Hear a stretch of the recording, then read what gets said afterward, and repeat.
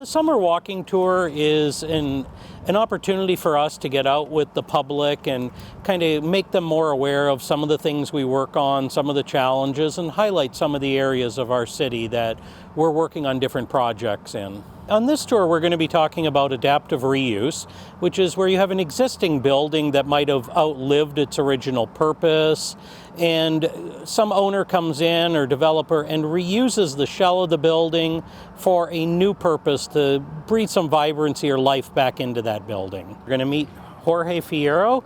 He's the owner of Rico Foods. He acquired use of this space. It's an old warehouse that he's transformed into a manufacturing facility and restaurant. So this is the main kitchen for the restaurant. We do all our prep for the restaurant, and then any caterings we do comes out of this kitchen. I think that I'm just leaving behind a great example of what some of these buildings can eventually be good for the growth of the Granary district. Again, because it's food manufacturing, these are kind of sterile rooms inside the bigger structure. Correct. So if you can think almost as if I got a huge shell, and then I started building within. Or if you're an existing business and you want to move into a bigger place, don't look for a new building and don't look for to build. I mean, it's so expensive.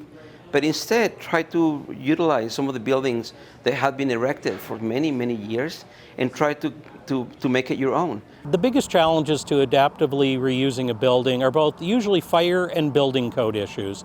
And when those are life safety kind of code issues, those are not flexible for obvious reasons.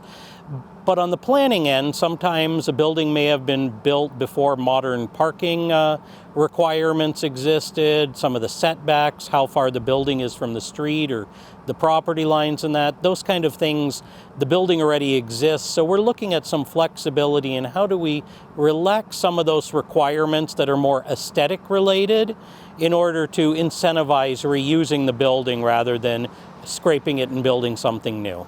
At this point, what we're looking at is we don't have an adaptive reuse ordinance. We're actually working on developing one. And we've researched a number of other cities that have these kind of programs to reuse buildings and seeing how they incentivize those. So it's something in our control on the planning end that we can look at how do we, maybe forgive some parking requirements or other requirements in order to make that attractive for a developer instead of tearing down and rebuilding. Next, we're going to visit Templin Family Brewing. It's a local brewery. The building is owned by Chris and Mary Demuri, and it was an old trucking repair facility that's been adapted into a very fantastic local brewery. We purchased the buildings from a gentleman named Jeff Warburton, and his father and his grandfather had built all the buildings, and they were a large truck repair company. I mean, from an environmental standpoint, it's very sustainable to reuse an existing building because you're not disposing of all the materials and all the embodied energy that went into creating that building and, say, scraping it to build something new and then having all those materials over again. Keeps our city interesting. I mean, as soon as you take the history out, it kind of loses its soul. It would be hard to picture this as, kind of a old trucking repair because it's cleaned up so nicely and works with a lot of big windows and lighting and good addition to the neighborhood. It's very different than it was last year and then even 2 years ago. So okay, great. It's wonderful.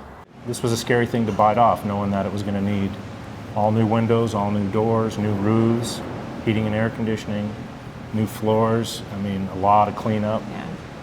Yeah. If it wasn't for the RDA, it would have been pretty tough to make it work. So that program of adaptive reuse and their grant to do so, it really made it possible for us to do the buildings. Some of the buildings that have been rehabilitated in this area have benefited from other city programs through HAND, our Housing and Neighborhood Development, and through loans from our RDA redevelopment agency.